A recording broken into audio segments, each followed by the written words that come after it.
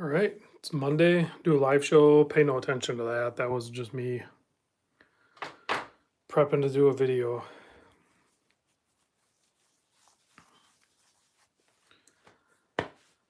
That probably won't happen until either later tonight or tomorrow.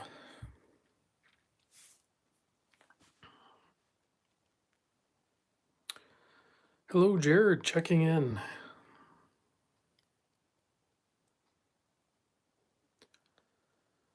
Hi, Ken. Doug's in here. Wow, a bunch of people are signing in all at once. Ronald, Dennis. Oh, that's Rocky. Okay. K9 Cardio. Jorge, Andrew, David, Jim, Daniel. Everybody's checking in. I'm doing good. Thanks for asking. Good evening. Billy got Bob. There's lightning. You got a lightning storm? BW. Marty. Yeah, I'm kind of ho hum today. Joseph, I'm using, what am I using? An iPhone 10s. I'll probably actually upgrade. Juan from Chicago. Marty just picked up an OP39. That's awesome. I'll probably upgrade to the 11, iPhone 11 soon. I don't know. G-Man breakdancing, yes. Helson. Oh yeah, the Helson. I was getting ready to do the Helson video. I was gonna post that up, but I didn't make the video yet. So just kind of feeling, I don't know, a little off today. I don't know why. So I figured I'd do my live show and just talk to you guys. I'm in. Thank you. I don't know if I'm. I don't. Andrew drained. I don't know if drained is the accurate description, but it definitely like not in the mood. I guess like I have energy. I'm not. Yeah, maybe. I guess maybe drained like creatively. Billy, why don't you like the 49? Nah, Bruce does. I know he was watching them. I don't watch football or any sports ball. I'll watch like montages. Like I was watching earlier today. I was watching on YouTube like some of the like the lighter side of MLB type stuff, where it's entertaining. I can watch that kind of stuff, but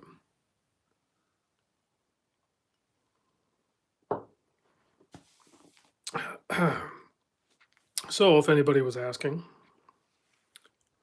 it's a full moon. I wore this G-Shock today,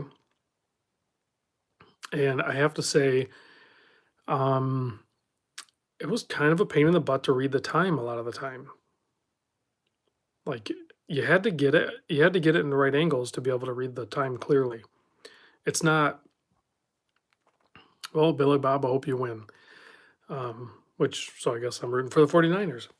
Um, so I really like the watch. Obviously, I like G-Shock squares and stuff like that. But that red is as cool as it is. It's definitely a fashion thing. It's definitely not easier.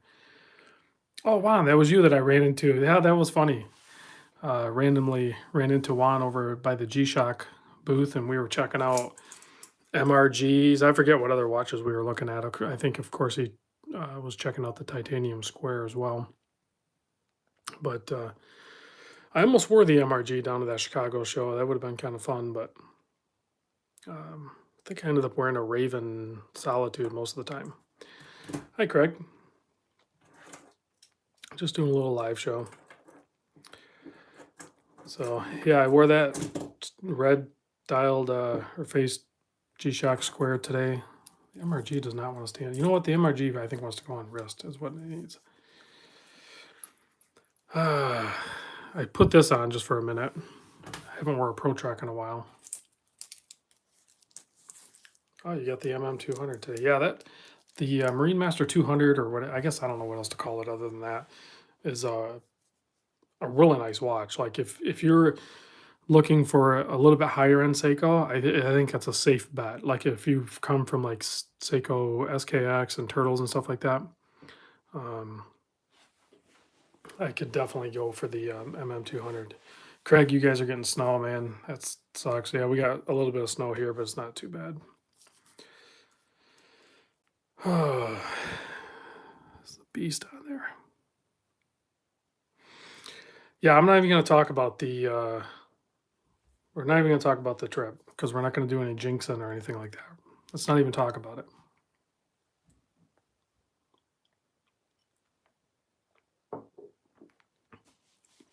Yeah, the UP always gets a ton of snow. I actually was just talking to my son a little bit ago, and he's up in Houghton, up at Michigan Tech University, um, like in the near the Keweenaw Peninsula there, and they get record, I mean, like insane amount of snow. So yeah, Lansing getting 5 inches of slush. That's gonna suck. Oh, you're from Houghton? Wow, it's a cool little town. I enjoy going up there. Oh, let's see. What are we going to talk about? Well, I'll try to field questions if I can catch them. Yeah, so I don't know how often do you get up there anymore, K9? I don't know if anything's changed much. That town doesn't seem like it changes a ton, but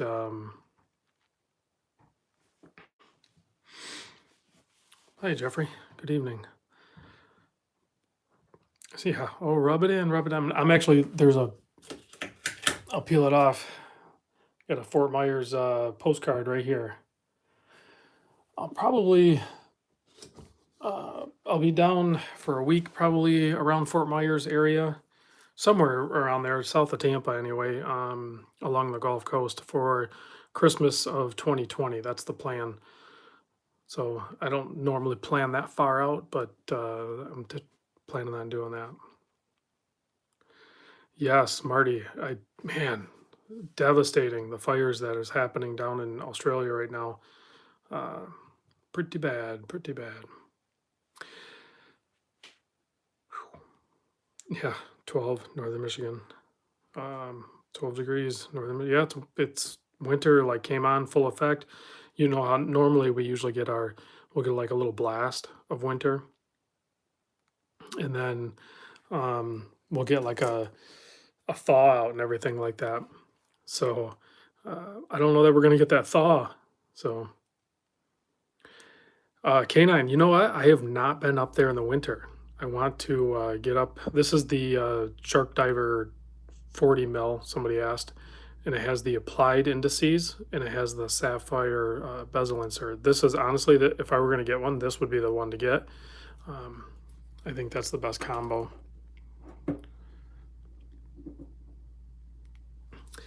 So I am gonna actually go book maybe when we get off the live stream, K9. I'm gonna actually probably go book. There's no way you can get a hotel for Winter Carnival. Like you have to book like a year in advance. It's always booked.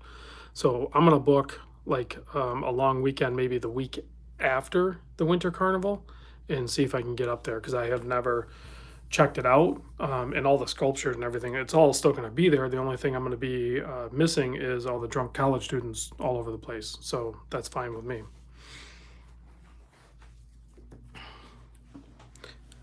Chair feels like it's off. Airbnb, yeah, like seriously, I was half tempted to maybe even buy a house up there, because like the hotels are, they're always booked. Like when dropping off or picking up students, and special events, they're always booked, and the Airbnbs are always booked. Like it's insane. So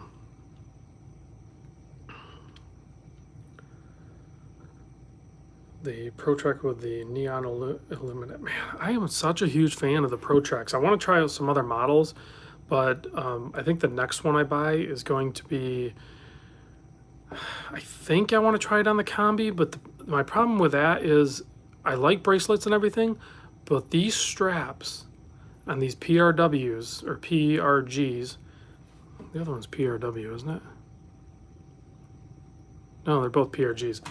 Um, the straps on them are so good. Like, so I think I'm gonna get the strap version, but I want the one with the sapphire crystal. So, can you hold up the square with it? Forgot the comparison. The square, this square? I don't know what you want to see. If I have it within reach, I can show you. But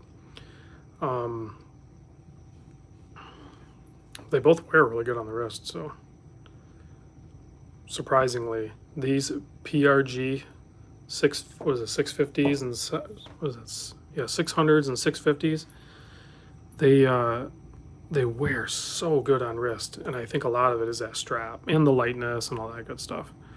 But no, everybody knows Epstein didn't kill himself. I knew that as soon as they said he did. I just seen him. I don't know. I don't get on Facebook very often, but somebody posted up a meme, and it was something like, "Oh shoot, I forget how it goes. It doesn't matter." I reviewed Zen. What are you guys talking about? I would like to send in my Oris Pro Diver for review. Email me, and we'll set that up. So, speaking of which, now that there's whatever 90 some people watching, I think I need to slow it down a little bit with the sale videos. It's a little much. I'm going to be a little more picky, I think, on what I bring in and what I offer. I'll put the email in the description of the video once it loads, but you can go to the Sunday video. It's there too. And you probably can't. Well, maybe you can see it. It's right there.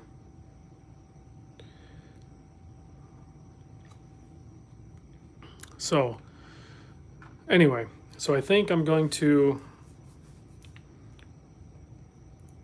Mel, what was the watch? I trying to do better with keeping up with the emails, but all the way from Malaysia. All right, I got a bunch of them that came through at once. Yeah, the sale videos are kind of killing me. I'm still gonna do them. Don't get me wrong. I'm still gonna do them, but I don't want to get involved. I know there's people that get disappointed or mad or whatever you want to say. No, I don't have. There was no mail today. It's Veterans Day. Happy Veterans Day, everybody that served. Appreciate it. Thanks for their service. So there was no mail today, and I don't have any watches boxed up that I think of. So I'll still do the sale thing, but it might be like once a month or twice a month sort of thing. I'm not going to do it every Sunday. I can't. It takes up those Sunday sales consume probably a good like 70% of my Sunday, and that's too much. And there's watches that I buy that I still haven't shown, and I want to get back into that. And Ray, exactly, like people get mad they don't get the notifications, and then they sell so quick that like I feel bad, like I don't want to like disappoint anybody, but on the flip side, like it's with the amount of people that actually watch it and then just jump on and buy them, like I don't think there's any way around that.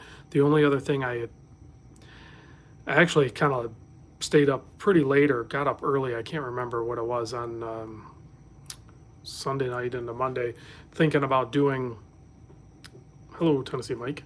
So I thought about doing like a premium subscription maybe or something where people get early access or something to them, so a smaller group that maybe contribute to Patreon. But I thought maybe it would be a good idea at first, and then I'm just like, it's one more thing I have to do. Then it's asking people to pay more. I don't know. So I decided to not do it. I'm not going to do it. I'm not going to do the any of that stuff. So Mel, I think I did get your email. That was a little while ago, right? Like a week ago or so. I'll hit you back. I'll check on it. So I think I might try to do more like just loaner watches and not necessarily for sale. That way I can maybe I want to get like the whole point of this. Okay, let's back up. The whole point of this channel, that's where I need to bring back, I think, focus too. I feel like I'm getting too pushed in a direction where I become a facilitator for buying and selling. And it's not really what I meant this channel to be. It helps me with the content, but I can get content by getting watches that I like, buying them, or watches that people want to loan in and maybe I can give you something. I have like NATOs laying around and other stuff and gadgets and stuff like that, and that's all part of you guys being involved with the channel. So, and I know it ends up costing me money on shipping because I ship it back, and the loan, the person lending it in pays the shipping in. But so the whole point of my channel was, when I started out looking for watches, like many of you guys, I can go read the spec sheet on this. I don't necessarily need to know all the ins and outs of the module and everything like that. I look for pictures, video, and maybe people's opinion on it or comparisons. So all I wanted to do was put as many watches out as I could so that you guys have another resource to help your purchasing decision. That's all I wanted to do. And the channel kind of took off. I didn't realize it was going to do what it's done. So I'm happy that it has, and it's made it so I can show even more. Like, it's insane. I think I'm over like 970 videos or something. So I'm going to hit over 1,000 videos posted before the end of this year. That is a ton of videos. And not all of them are actual individual watches. Some of them are live streams, some of them are the sale videos, some of them are all of that stuff. But so I mentioned earlier in the video, the red display. I wore this one today, and it's not easy. It is totally readable, as you can see here, but in some circumstances like that, it'll disappear. So um, it's legible, but you have to work a little bit more at it. It's not like it's not even as good as, say, the negative display. The negative display is even better than the red, I'll say. I'll straight up say that. And it might not look like it in video, but in real life it is. Um, no, I don't. I'm too much of a control freak. I don't know that an assistant would actually really help me. So, and if I've communicated with you with email about sending in a watch and you've sent it in or you're in the process of sending it, keep going with that. We're still doing that plan. It's just from like now forward, I'm going to be a little more selective on some things. And I want to get back to, my original intent with this channel, and also bring back some more fun stuff for me. So now we're over 100. I do want to tell you guys this. I have uh, a small giveaway I'm going to do. I recently ordered on eBay one of these. This one's mine. It's been used, and it's been very successful with pressing crystals into cases, so much so that I ordered another one. So I have a brand new one coming in. I'm going to do a giveaway on it. I'm going to do a video review on it first because I couldn't find one. Oddly enough, I know people ask all the time. So this, I'm going to do a video review on it once it comes in. Well, this one and that one, which should be the same. I just want to confirm it. And then I'm going to give it away. So, and then I don't know how many builds I'm going to do, but another thing I would like to do, hold on a second, let me grab, I don't know if this is a good case or not. I'm going to assemble a case with a chapter, crystal, new gasket, bezel, and I'll include the stem and crown and a case back. So I'm going to set the watch up so that way it's ready. If you have a turtle or a donor, then you can swap it in. So I'm going to set the case all up, and then I'm going to do another giveaway with that. And that way you guys will be able to just do that fast swap like I've shown. And I'll probably do it with a click spring. So that way then you guys can choose your own bezel insert, and then you can choose your own guts and, turtle swap it or whatever you want to do, or do whatever. So that's what I'm going to do.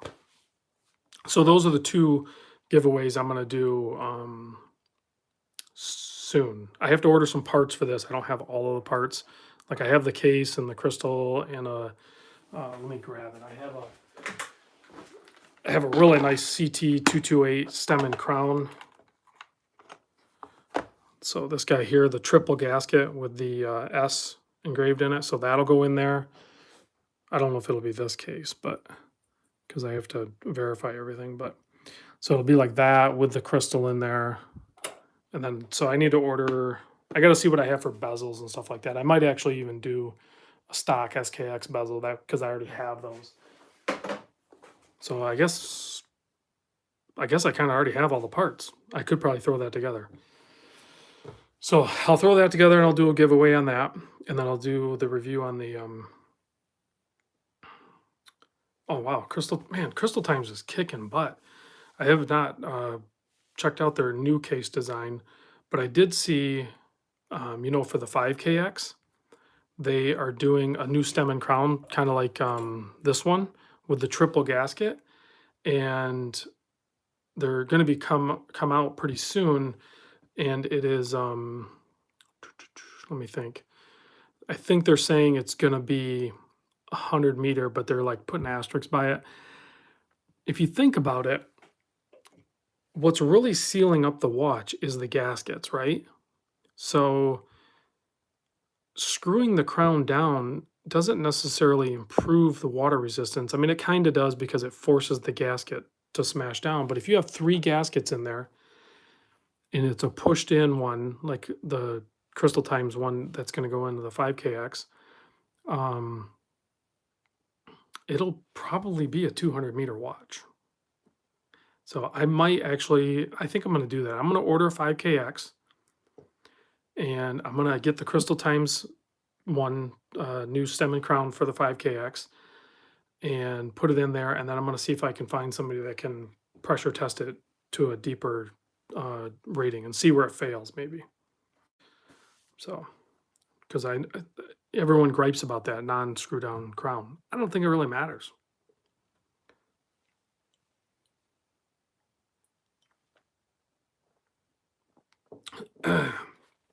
Yeah, but is it? Well, maybe I'll build one too. But it's a wet test, and I'm always worried that it's gonna get in there. So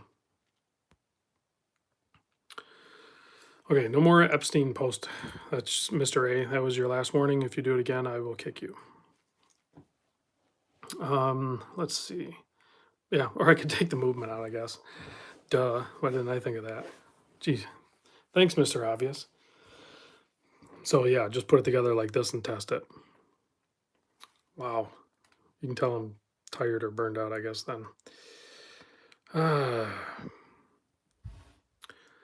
Speaking of which, I'm actually probably going to give this one away too. I was working with somebody about doing a build on it and stuff like that, but it was becoming too logistic of like a nightmare. Like I'm just too busy with it. So I'm going to probably gift that one away too. I have a different stem and crown system for it, but it'll have to be assembled because it's this is a Namoki's like satin case. So yeah, I see Mimo's jewelry just posted up that he has these in too. And you can probably get a discount code through him, so it ends up being pretty affordable, by the way. If you guys are looking for G-Shocks, hit him up. Pretty much that's all I've been doing is G-Shock though lately, guys. Or Casio, I should say, because of the Protrax. Like I'm pretty much just lusting after the Protrax, the G-Shock squares. I think that's about it for the oh man, for watches. 112 is a pretty good deal. I think I paid like 150. I think I paid full price.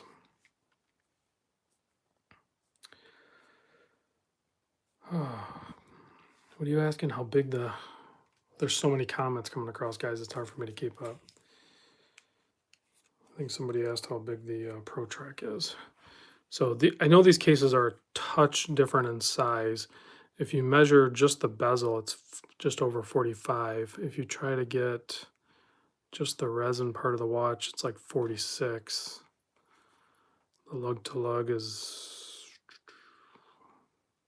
I don't know, around 46, 47, 13.3 thick. So yeah, it's a decent sized watch, but because it's so light and the way these straps are done, like it's super comfortable on wrist. Fun stuff. And the illuminator on it too, the buttons right here, and the way they illuminate is awesome. Plus this one, the Safari one, the band glows in the dark and everything. Oh, Steven, Full Metal 6900. Um, so when I talked to the G-Shock rep, he said they are doing a Full Metal 6900. That is confirmed. So that will happen. I don't know when he said they were going to come out, but they will be doing that soon. Oh, I've been on video before, guys. I did a you could see me in a mirror when I did the Microlux video. Um, I'm not going on the Archie show again. You could see me when I was doing. I joined a live show on the Archie luxury channel thing. And then, oh God, I'm so bad with names. I was on another YouTuber's channel, Rich, from is it What's on the Wrist? So yeah, Rich. The mystery's better. I don't. It's. I'm not a narcissist, so like I don't go around thinking I need to be on camera and stuff like that. It's about the watches and the community. So I can't stand Archie. You know what? Archie's harmless. I think he's fine. I don't watch him, but he's either Rolex or Patek. So you know what I mean? Like it's just it's too closed-minded. And I don't want to say it's right or wrong. It's just it's too much. So yeah, these new metal capped G-Shocks are awesome.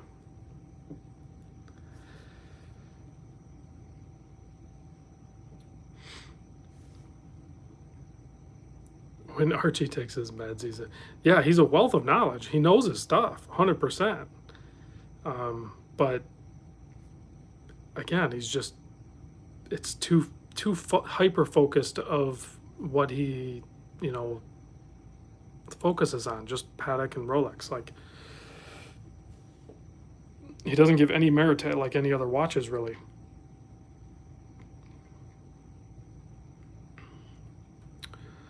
Ooh, a good question. So somebody asked, the straps are subjective, I think, on a lot of G-Shocks. So I don't know how many watches you own, so I don't know if you're going to be able to compare it with me on this. So it's so funny because the straps, so like I think these are all three different feeling straps right here. So this would be kind of like not the base model one, but like a step up, but it's similar. It's a little softer feeling. It might be the modern version of the basic one. So it has like a little bit of a soft feel to it, and it's plenty flexible. But it's, man, maybe they are the same. I know they're like the same design, but they feel like they're a little bit different composite.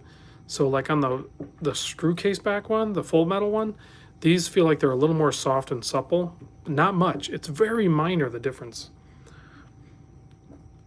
And then the full metal case ones the strap is much more like a,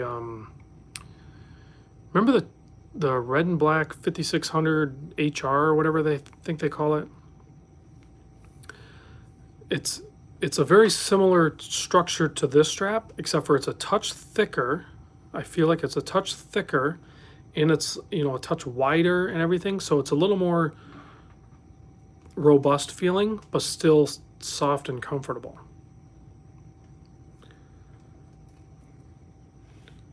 Yeah, there's so many, like collecting G-Shock. Like you can collect G-Shock squares or G-Shocks. Like You could spend all of your time and money just collecting G-Shock squares. That's how many there are. It would be impossible. Um,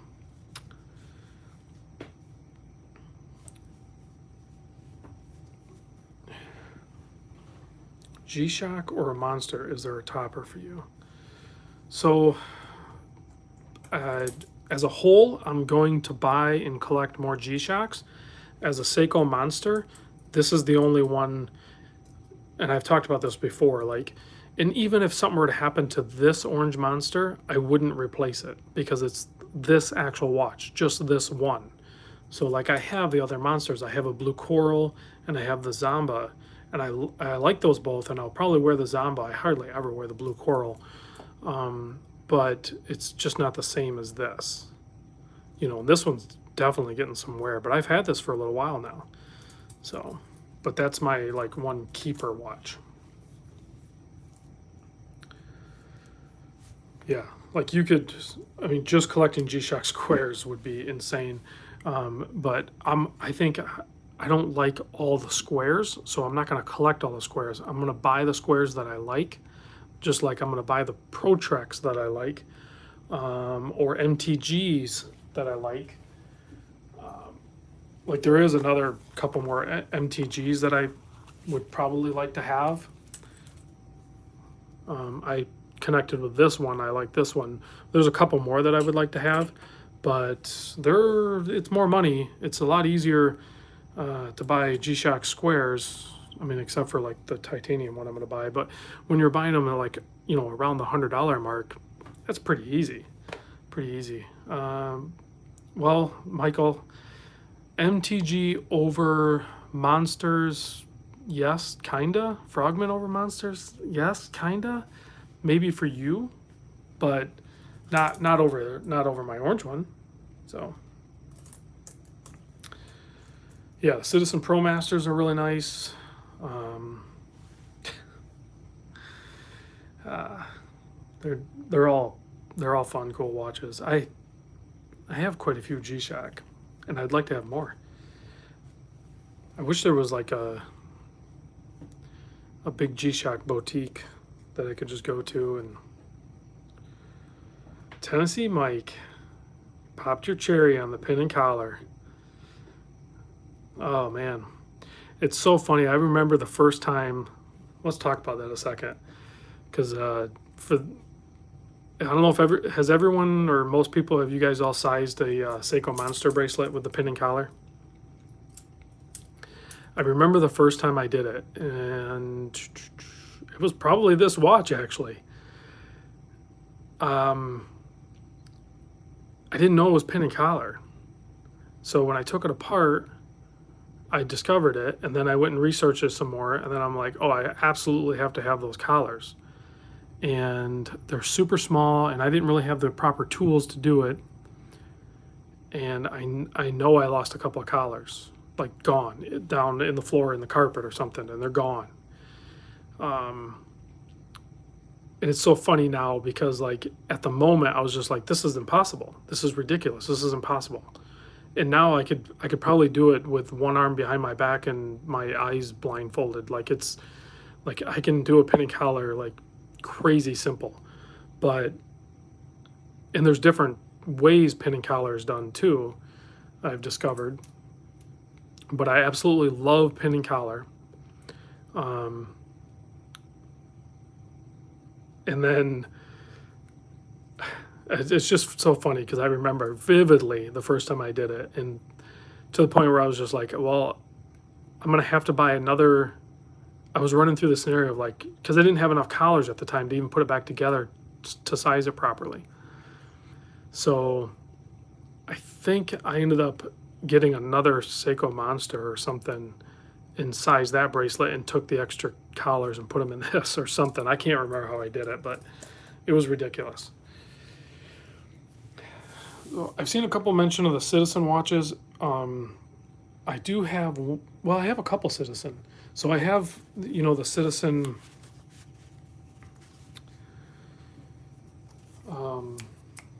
I have a few Citizen actually right here. So I do have the Citizen Montbell. I just sent that to Bruce though. That watch is awesome, absolutely awesome. I have this guy, which I don't think I've done a video on this one yet. See, I've bought watches that I haven't had the time to do videos on because I've been doing all these other ones. So I need to change that. Um, some of these Citizens are like crazy fun. So, but I like this style of Citizen. So there is some newer, really cool ones too, but I really like these. I haven't even worn this one in a while. I need to get a different strap or something for it though. And then I have this Citizen as well, the Hyper Aqualand, which I absolutely love this one too. Dude, that's ugly. Look away, Michael. Go look at your frogmen and tell. So a guy that loves frogmen just called these watches ugly. Get out of here. The frogmans are ugly.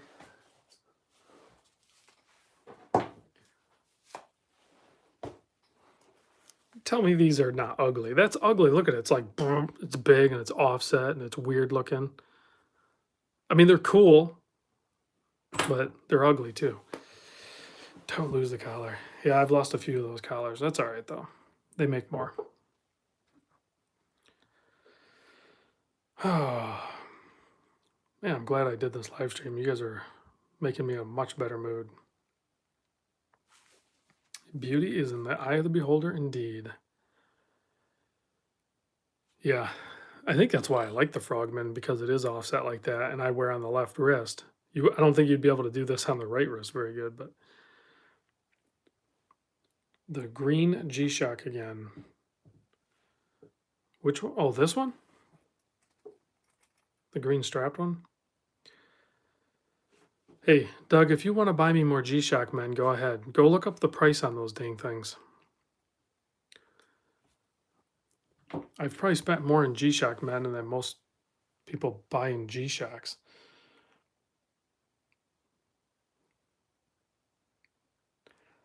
Craig, I have seen there's a woman that has crazy like Asian small wrist that post up like massively big like G-Shocks and stuff like that. It's hilarious. I think a lot of people over in like Japan and stuff like that, they'll buy these. They're hugely popular. Even like G-Shock High Fashion Channel. If you guys don't sub him, by the way, go sub him. Um, G-Shock High Fashion Channel. He's awesome. He's an excellent resource for G-Shock. Super knowledgeable. Ton of videos. Awesome. He has an awesome jacket. So, oh, man, yeah. Walmart always has them. Gilbert's asking if I plan on buying a Casio Pro Trek in the near future. Yes. Probably, I don't know. I'm not really buying much right now because I'm pre-broke. Like I know I'm going to be broke as soon as I actually send the payment over for the titanium G-Shock Square. So no, Brett, it's past your bedtime. Um, yeah, no, they're not ahead. They are preset for daylight savings time spring. So I'm all set for spring.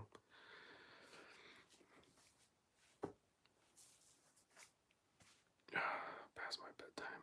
Floridian. No, it's not. You're an hour behind me. Oh, let's see. Brett MK4. Brett MK4, are you thinking like is that Volkswagen GTI MK4? Because you and I could have a long topic of conversation on that. Hopefully you're Supra, the MK4 Supra. I don't know much about Supras, other than they're awesome, and I love the 2JZ.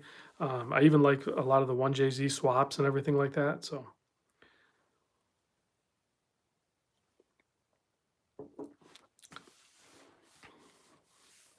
oh, VR6. I've never owned a VR6. I would so love like a. I think I would choose probably an MK2 GTI with a VR6 swap. Yeah, I would do that. Fully shaved engine bay, everything. Yeah, I'm big into the. I like them all. I like the Japanese cars, the German cars. I've had them all. I've owned all of them. Like it's nuts.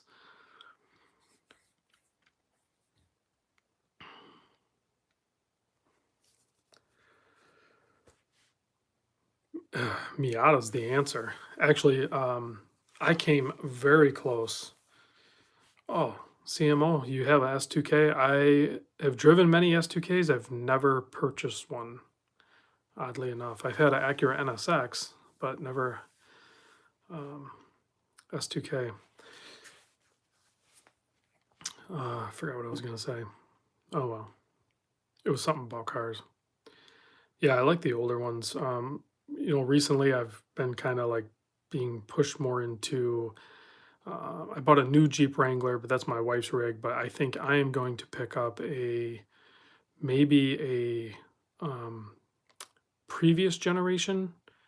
So JK. I don't know if I'm going to get a 2 door or a 4 door yet, a Rubicon, and build that up, and I think make it more of an overlanding type vehicle, and maybe do some camping trips and stuff. Oh, Miata. Thank you, David. So Miata is actually the answer, I think, to pretty much all like car automotive questions.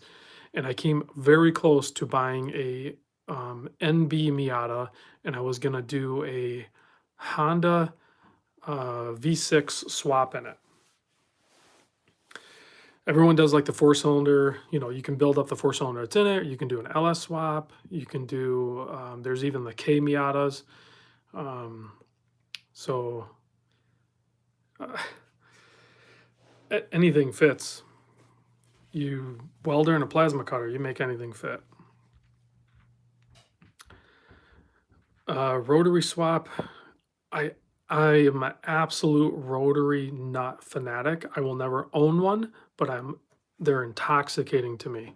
And I follow Rob Dom's channel. He's like a hardcore rotary nut. Mad Mike, all those guys. Like I absolutely love the rotaries, especially when you go 20B 3 rotor, or even like these guys are now doing the crazy 4 rotors. Like they're just amazing.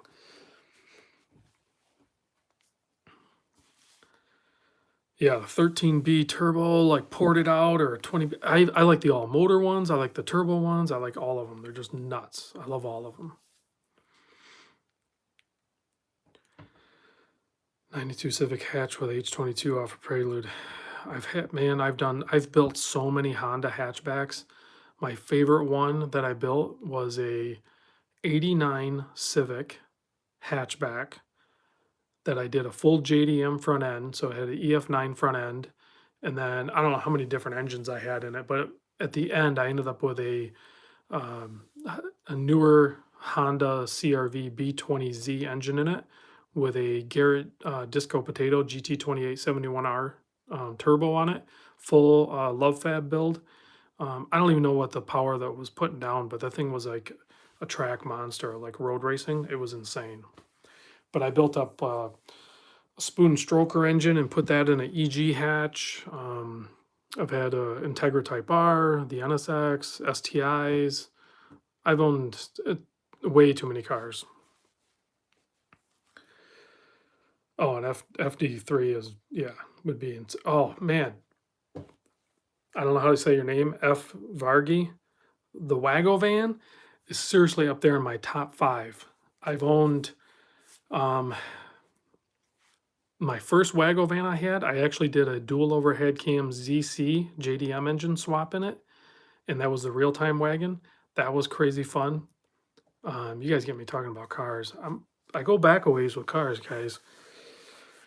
And then I built just a regular 2 wheel drive, front wheel drive Wago van, and I slammed it. It was crazy slammed. It was awesome. Yeah, boosted boys. They're always fun to watch. But yeah, Barry, I slowly turned it into a Jeep guy.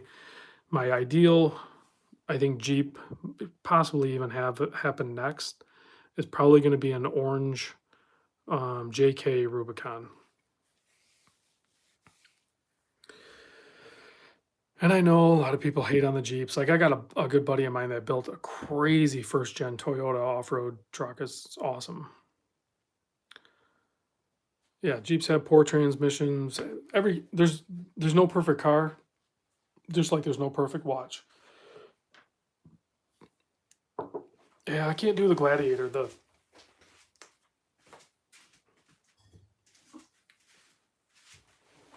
All these newer Jeeps are crazy expensive though, and I won't do a manual on them. Gilbert, Mini Cooper. Let's talk Mini Cooper for a second.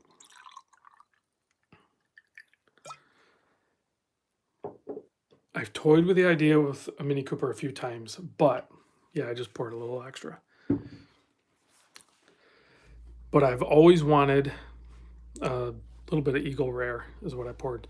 I've always wanted the original Mini Cooper, right? So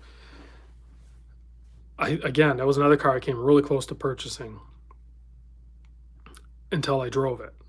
So I found one locally for sale, reasonably priced, left-hand drive.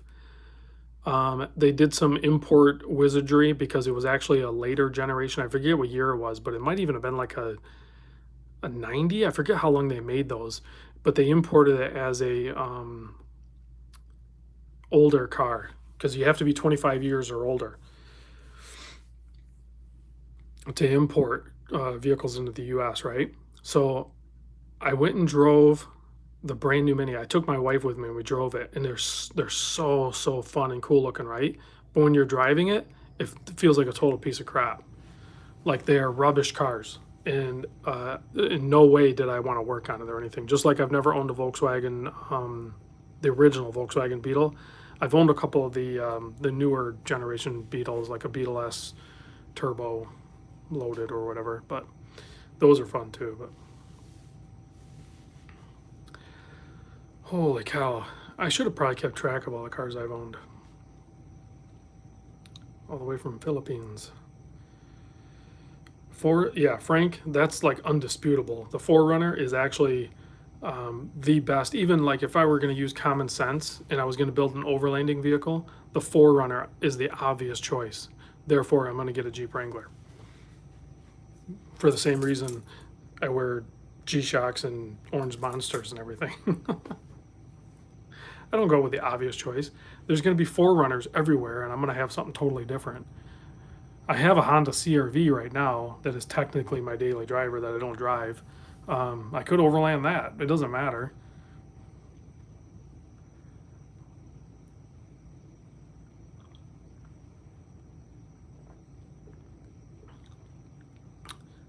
Scotty's Reeve Your Engines? I don't know. I don't know what that is.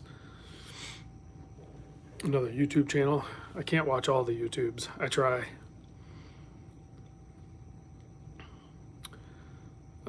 Thoughts on the Nick Mankey? I get wrist claustrophobic with that one. So, common sense is no fun. You can be non-commonsensical and then throw a dash of common sense in. I think that works best. Floridian, 40-year mechanic. Wow, that is awesome. CMO, you getting the new Alpinist on the channel? Yes, when they come out, I will get one. The Nick Mankey. You know what I use? I don't drink beer a ton, but I pretty much use whatever I have in my pocket, which is usually one of these. I use this little tab right here, and I just pry it open. Not a big deal. 240Z. So I did have one of those too. That was a hella fun car. It was I guess what you call a S14. So it'd be, I forget what year it was. I've never owned a 300 though. I will own eventually a 350 or 370Z. I feel like that's going to happen. Oh yeah, don't use your teeth to open a beer bottle. I did own the S14 style 240, and the only thing I did to that car, I lowered it, I put it on some really cool offset 17-inch wheels, and I put a limited slip differential rear end out of a Infinity Q something, I can't remember. So I put that in there, I pulled it off the rack, and I blasted a bunch of donuts out in the parking lot, and then I sold it. You know what? I just had an idea. Maybe I don't need to buy cars. I just need to meet up with you guys and drop. Hold on. Farshid Rahmani? A Datsun 510? A nickel dime? Are you kidding me? That is a dream car for me. I had an opportunity and I screwed it up. I should have bought the stupid thing. The Datsun 510 is so cool, like next level cool. The only other car that would probably be kind of cool is an old school Skyline, but the Datsun 510 is, oh my, yeah. If I could find a clean 510 right now, I would buy it. I would just totally buy it. Yeah, that limited slip I put in that 240 was a viscous. They wear out.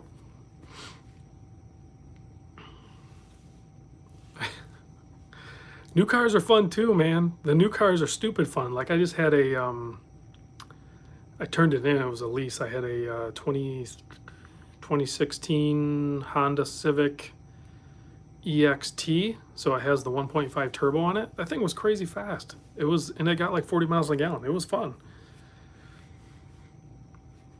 Oh man, I totally forgot about the 510s. That was so cool. There's so many cars I have. You know what? I think about how many cars I've had, just like watches. I feel like the same way. There's so many watches I've had, but there's so many watches I haven't owned or tried. 82 Chevy Dually. Oh yeah, you're gonna bag it out? That would be sick. Do a monster notch in the back and yeah. I'm like old school mini trucking too. I've had a bunch of mini trucks. I've never done any full size ones, but well, lowered. Oh, that's not true. I have had a couple lowered full size trucks too. Jeez. Semi wheels and everything. That'd be awesome. All the way from Alaska. Oh, GMC Typhoons and the Cyclones. Those are awesome. Man, I haven't talked cars in a long time. I probably need to do like a car getaway. There's something you don't see. 94 Ford Ranger 2-door 4-link bagged. I'd always wanted to do that generation Ford Ranger, but in the splash body, standard cab with the the splash bed, and just slammed out. I actually built a scale model of exactly what I wanted, and I never did it. 87 Grand National 3.8 turbo. Those are fun.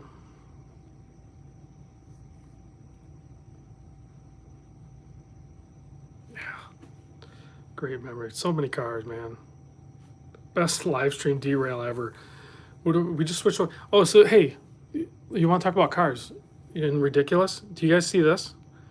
Does anybody know what this is? I would bet nobody knows what this is. It is not an 86 Chevy Celebrity. Although those were actually not cool cars either. Skoda's really cool, but this is a Honda Civic hatchback, EG. So this particular one is called Beastie Hatch. Okay, so if you go on Instagram or Facebook or anywhere and search up Beastie Hatch, this is a Honda V6, so 3.5 liter V6 swapped and turbocharged, full caged, full custom body, aero package. It's not for rally, it's for time attack, and also Pikes Peak hill climb. A good friend of mine has built that car and drives it. So look up Beastie Hatch. And he's ran up Pikes Peak. Actually, the guy that built that has built a full custom car called the NV8. Can it turn? Not super good. Well, it can, but it's a pain in the ass. Let's see. So that car does really good, but he's built a special car called the NV8, which was started out as a chopped up NSX, but 76 Honda Civic, the old school ones. Not many of those ripping around. Helson's right here. Because the G-Man's part, he's the 6900. He's upside down. He doesn't know what's going on. He's jealous of the squares. Squares are better. I don't own any 6900s. I don't know why I bought I had to have that G-Man for some reason. '69 Chevelle Super Sport. I love those old cars until you go to drive them. Like they don't turn, they don't stop. They're just big old nasty muscle cars.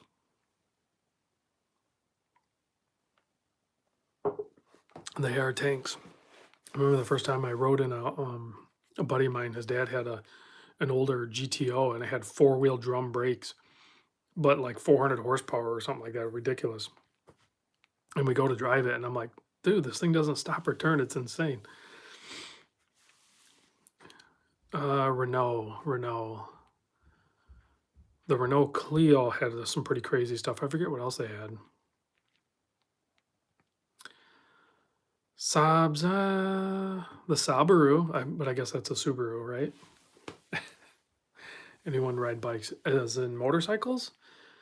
I know Michael is big time into motorcycles. I've owned a motorcycle, but I've never ridden it. Too afraid. And I would love to get a Corvette at some point, but I want the flip up headlights. So what is that? C5? Is that C5 or C4? I forget. DLC watches they're fantastic. If you get a true, really good quality DLC coating, they're pretty good. They're pretty strong. So race motocross, that's nuts, man. That's awesome. I don't know. I could probably do a motorcycle, but it would have to be like a Honda Ruckus or something, or a Yamaha C3. Uh, Little 50cc scooter. Goldwing. I could do a Goldwing and just cruise. So I did I don't have any pictures handy, but if you get a chance, go look up Chop Top Challenge. That's the closest thing I did to like a cross country cruise that would be kind of like a motorcycle experience. So Chop Top Challenge is you take a car that was never offered in a convertible and you cut the roof and the windshield off. And it's a rally, a car rally, and it starts in Chicago. And the first one I did, it went from Chicago to Miami, and then the second one I did was Chicago to Las Vegas. Um, so Chop Top Challenge. So I drove that car. That was insane. That was I don't know. I don't remember when that was. It's been a few years because they've done two more since I've done it. I think I can't remember. They do it every year, and I think this next year they're actually going to go from Louisville to Key West. Yeah, so it was a fundraiser for cancer awareness, and the car was pretty cool, and it had a lot of memories in it and everything like that, and we raised thousands and thousands of dollars.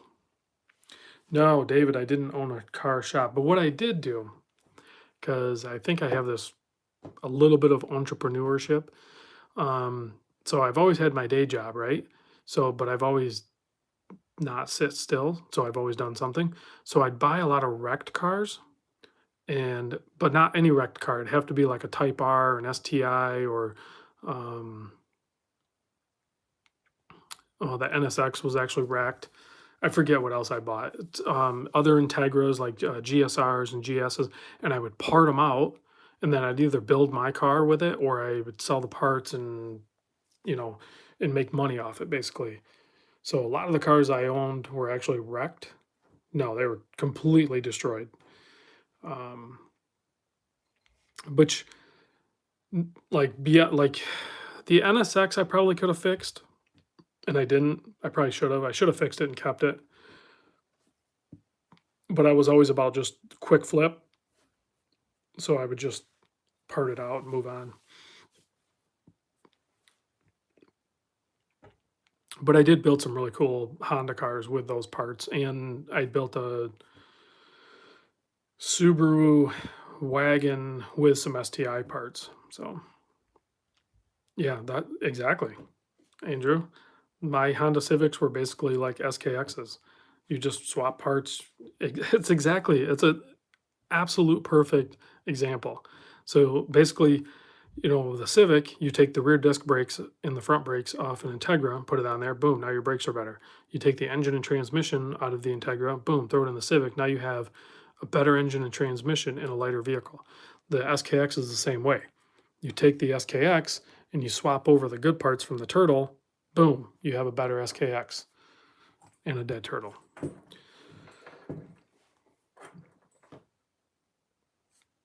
Yeah, Rob's brain's been unlocked. Yeah, I don't know what happened there. You guys stimulated some car stuff. Oh man. I don't that's so my son is 19 and he's in electrical engineering school right now, and he so wants to build a car. And the funny part is I built all of these cars as he was young and growing up and everything, even into the point where he was like 13 or something. I could have built him an insane car, and I was always trying to pull him in, right, and get him to do it. And he just had zero interest in cars.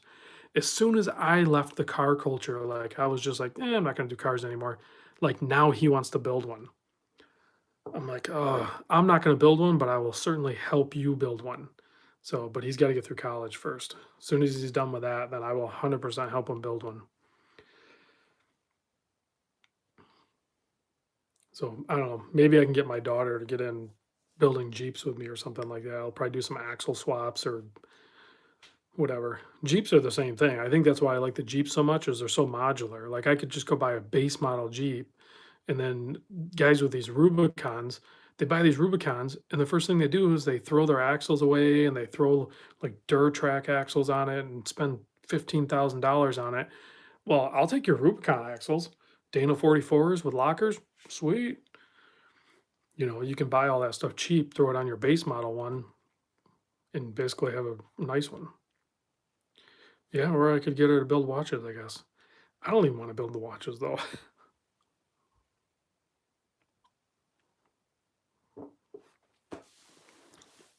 I really don't want to work on cars anymore either. Especially in Michigan, a lot of the times you have all the rust and everything. I'll do another one. I'm still waiting. I have extra cases. I have a few stainless cases, and I have one more black case. Gilbert just asked, "Hey, Random Rob, what vehicle do you wish you had back?" So I think I discovered something. Same thing with watches. When I buy it, I try it, I own it, I sell it. I don't regret it. I don't move.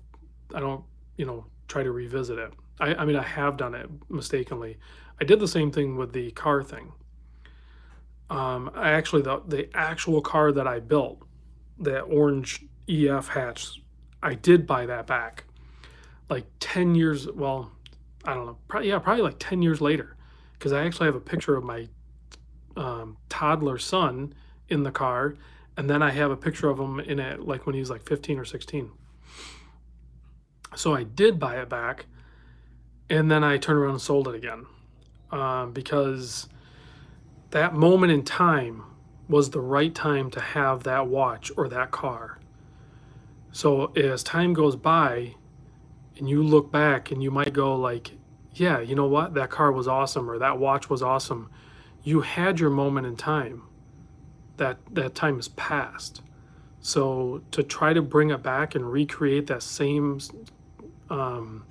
experience you had the first time is highly unlikely. I don't think it's going to happen. Like even today, I was looking at the Breitling Colts again, and I kind of missed that watch, but I had my moment. I had my time. I'm not going to buy that watch again. I will keep moving on, if that makes sense. It's the same thing with cars for me. Yeah, I didn't mean to go too deep on it, but that's just my philosophy on it. Live for the moment. Yep, plug it in. You got it. Some of them will stick around. Like, it wasn't that long ago. This watch probably would have already been gone again. I haven't wore this watch in I don't know how long, but I don't want to get rid of it because I feel like my moment's not over yet. I still want to wear this a few more times, or I might just hold on to it. Who knows? Yeah, kind of. You know what? It kind of goes for houses too. I've bought and sold a few houses too. Um, you're wearing the Colt. The Colt is an awesome watch. I was looking at the more busier dial Colts. I felt like maybe the Breitling should be shiny and busy. So I thought maybe it'd be different. I might do that. Maybe I'll get a 42 millimeter Super Ocean or something. Not the Heritage one, but like the more modern one. But I don't know. I don't really feel like buying. I don't feel like buying upscale again. I like the affordables. The affordables are awesome. A new brass. Is it a new model for the Boulder brass one? Who else just came out with it? Oh shit! I think I'm over. Woodward Cruise. I have not been down to it. I'm gonna try to make it this year. I'm gonna try to make it this year. You know the whole brass bronze watch. I think I'm. Isn't that over yet, guys? I just had an email from Shinola. They just come out with a bronze automatic diver. It's like you're a little late to the game, and I think that game is over. Like enough with the bronze watches. I'm over them. I don't know if you guys are too, but I'm just kind of over them.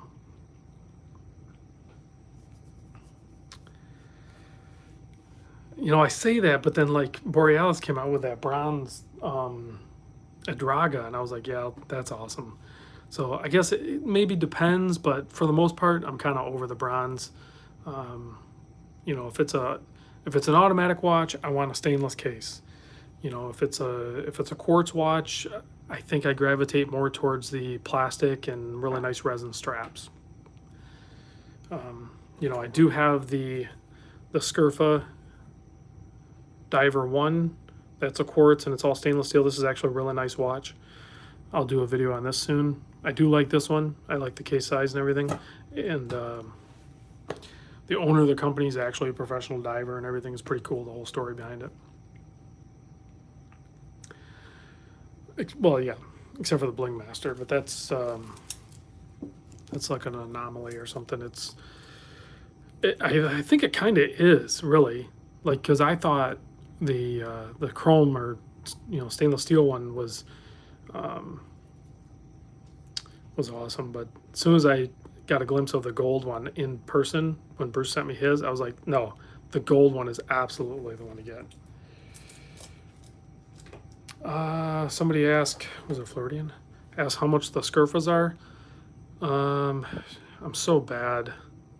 I'm so bad with pricing. When I buy something, I forget how much it costs. I think because you buy it without the bracelet and you buy the bracelet separate, but I think without the bracelet, it's definitely under 300. I think when you add the bracelet, which is not super expensive, I think you're around 300. It's pretty affordable for what you're getting. It's a legit nice watch, and the bracelet is really nice actually. I mean, the whole package is really nice. So, for the video, I'll do the video on it, and I'll do it in my standard format. But I do want to pull the case back off so I can give you guys a glimpse of the. I think it's got a Ronda 715 or something quartz movement in it, which actually has like a few jewels, maybe up to 7 jewels. I can't remember. So it's actually a pretty nice quartz movement. And Ronda's actually known for being one, a super affordable quartz movement, but two, like very accurate. If you look up all the reports on that brand of movement for the quartz line, they're super reliable and accurate. My favorite Pro Trek so far, it's tough. I like these two a lot. I have a third one somewhere. It might be in my work van. The Night Safari one, this one is just too cool with the glow in the dark backside of the strap. It is just too freaking cool because it'll get charged up and this strap will glow all night long. So when you have it on your nightstand sitting like this, there'll be like this small glow coming out from underneath it. It's just way too fun. So the Night Safari is probably my favorite right now. But I want to try the Sapphire Crystal one and see what other gadgetry I can find.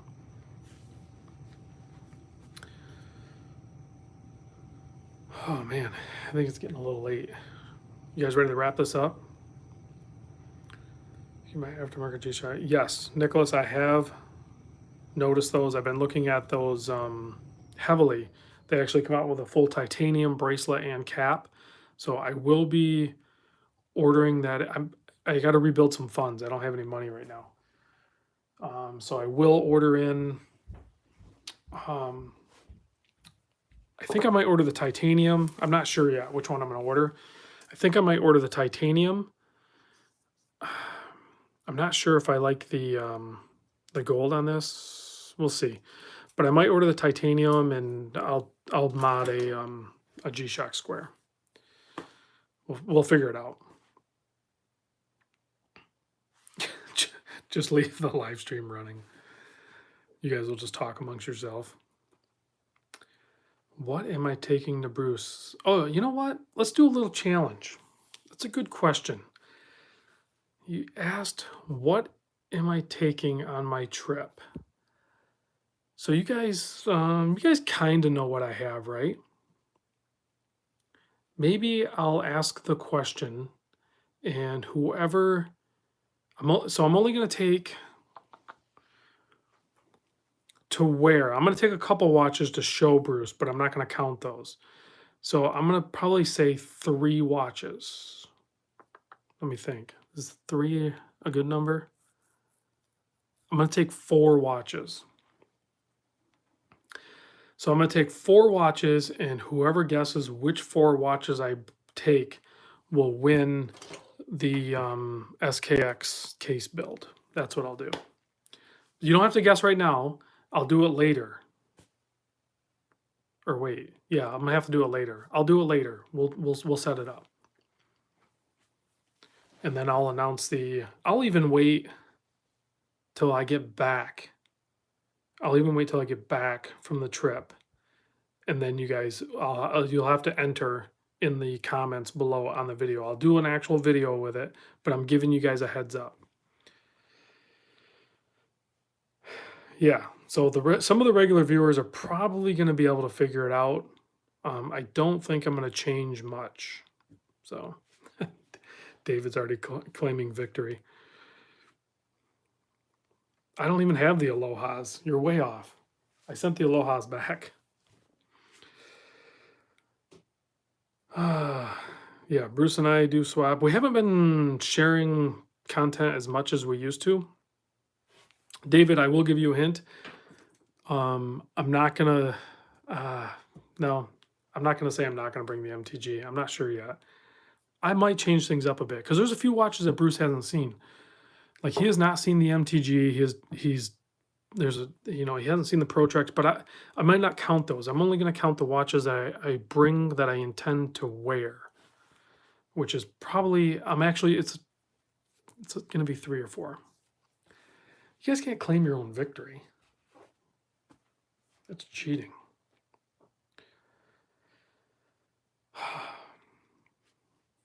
What else we got going on?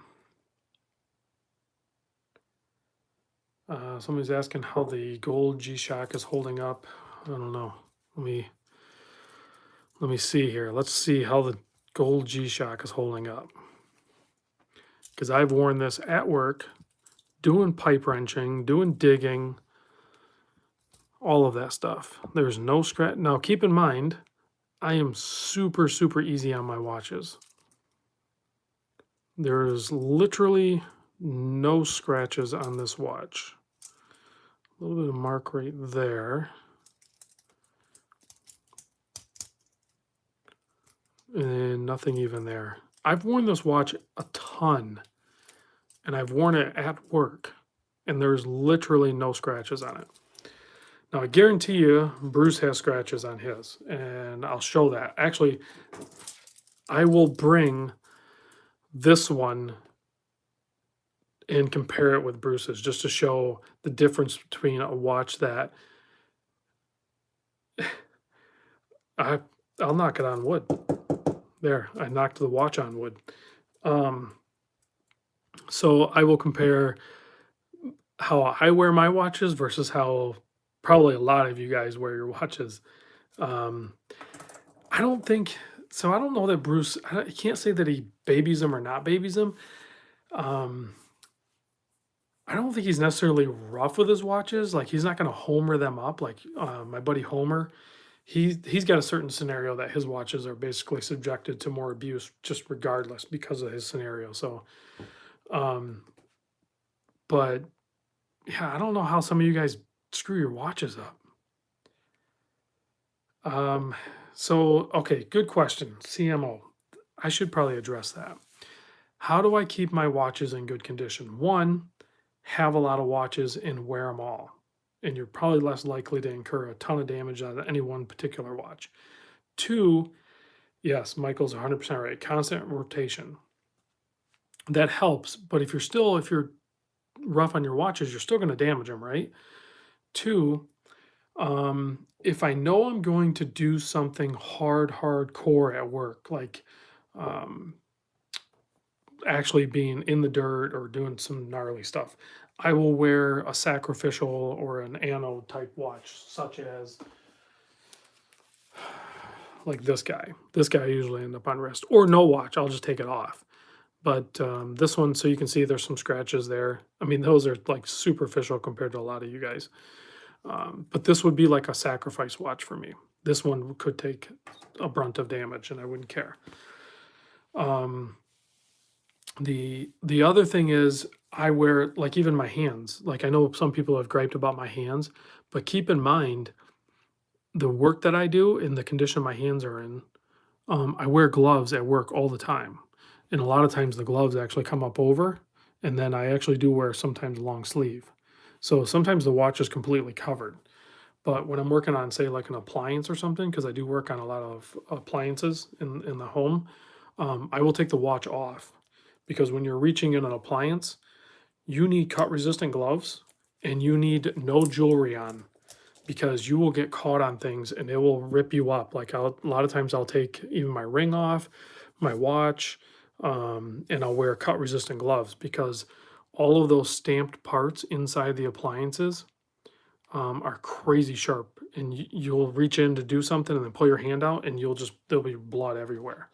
Um, but I mean, I don't do that anymore because I wear protective gear. So yeah, just be aware that the watch is on your wrist and don't damage it. It's not that difficult. Floridian, I will be wrestling a 6-inch broken gas main, and then I will go tear apart a dryer. Like I do inside and outside work nonstop. Honestly, you guys are probably more likely to damage your watches in an office. Walking through doorways, I think it's easier for you to bang your watch against a door handle and then certainly like the desk diving marks, I don't get those. I don't do a bunch of typing and stuff. So getting all those scratches right here, that's from you guys, doing this. I don't do that. Like even when I'm doing the typing, like when I do all the shipping labels and stuff like that, sometimes I'll take the watch off because I don't know how you guys do it.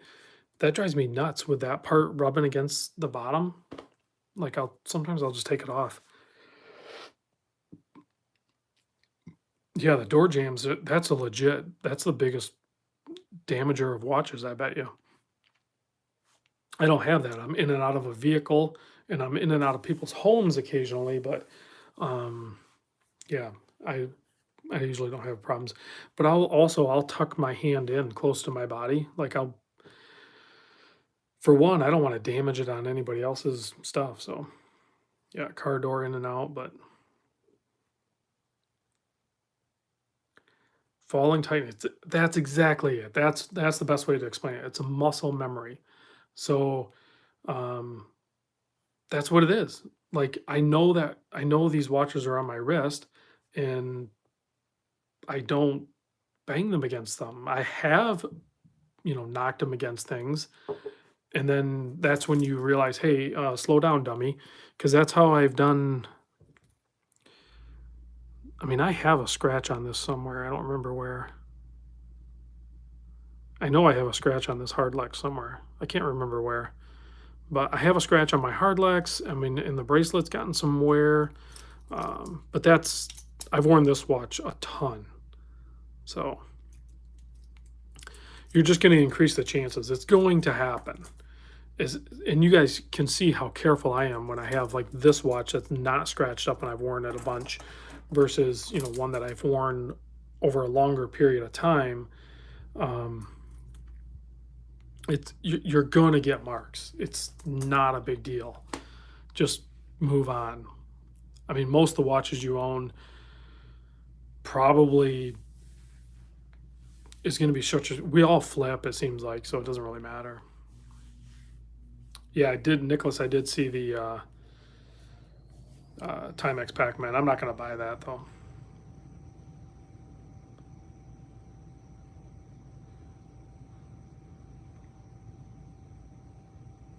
Hmm. I kind of tried to read your larger comment there, but I didn't catch it all. Yeah, you can get another bracelet. You can replace the bracelet. I mean, I don't know if I still have, I had or still do have a full brand new spare bracelet for the Monster, but I'm not going to swap it out. Like this one is so broken in and so comfortable feeling.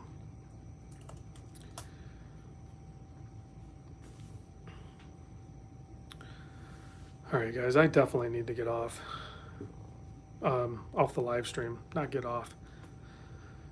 You know what I mean. I need to shut this down. I appreciate you guys, everybody, tuning in. I'll do a regular video tomorrow. Well, I already have a setup for the Hellson. So tomorrow night's video will be the Hellson. I'll probably record a couple of videos, but the Hellson will get posted tomorrow night. And then I need to ship that because I already sold that. And then I'll bank a bunch of videos so that way there'll still be regular videos coming out even if I'm not here. So, but I appreciate you guys, everybody tuning in. I mean, that was pretty epic. We went up to around 100 and stayed solid up there pretty good. So that's awesome. That means a lot to me, guys, on these live streams. I never know how they're going to turn out. So I appreciate it. I'll see you guys tomorrow on the next vid.